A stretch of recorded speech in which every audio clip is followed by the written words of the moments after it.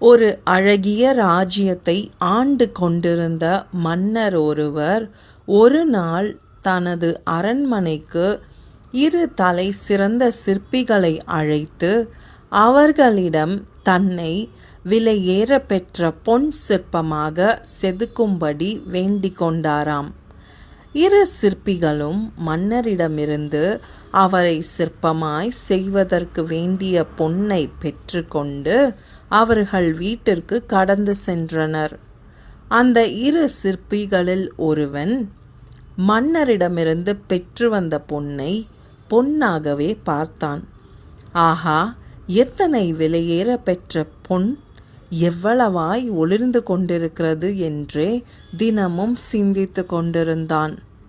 ஆனால் மற்ற சிற்பியோ அவனிடம் அளிக்கப்பட்ட தங்க கட்டியை மன்னனாகவே பார்க்க ஆரம்பித்தான். முடிவில் என்ன ஆனது? நீங்களே யூகித்திருப்பீர்கள் அல்லவா? முதல் சிற்பி மன்னர் அவனுக்கு அளித்த பொன்னை பொன்னாகவே கொண்டு வந்து படைத்தான். ஒரு பலனும் இல்லாமல் போனான். மற்ற சிற்பியோ மன்னரின் வேண்டுகோளின்படியே மன்னரை பொற்சிற்பமாக செதுக்கி மன்னரின் மனதை சந்தோஷப்படுத்தினான். மன்னரின் பரிசுகளை பெற்றான். மகிழ்ச்சியோடு இருந்தான். இந்த கதையில கேட்ட மாதிரி தாங்க, கடவுள் நமக்கு ஒரு வாழ்க்கையை கொடுத்து அதை அவரின் மகிமைக்கென்று வாழ சொல்லி இருக்காரு. நம்மளோட வாழ்க்கைய கர்த்தருக்கென்று செதுக்க வேண்டிய காலத்துல அதை செதுக்காம சும்மாவே வச்சுக்கிட்டு இருந்தோம்னா அதில் எந்த பிரயோஜனமும் இல்லாமல் போயிருங்க.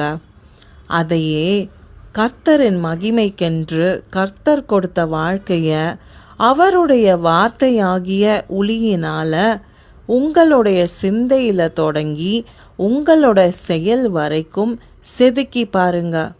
அப்புறமா உங்களுக்கே தெரியும் உங்க வாழ்க்கை எவ்வளவு அருமையானதுன்னு.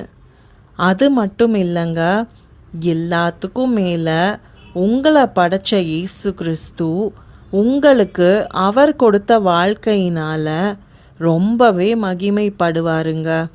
உங்களையும் மகிமைப்படுத்துவாருங்க. நீங்கள் இந்த பிரபஞ்சத்திற்கு ஒத்த வேஷம் தெரியாமல் தேவனுடைய நன்மையும் பிரியமும் பரிபூரணமுமான சித்தம் இன்னதென்று பகுத்தறியத்தக்கதாக உங்கள் மனம் புதிதாகிறதினாலே மறுரூபமாகுங்கள். ரோமர் 12:2. God bless you.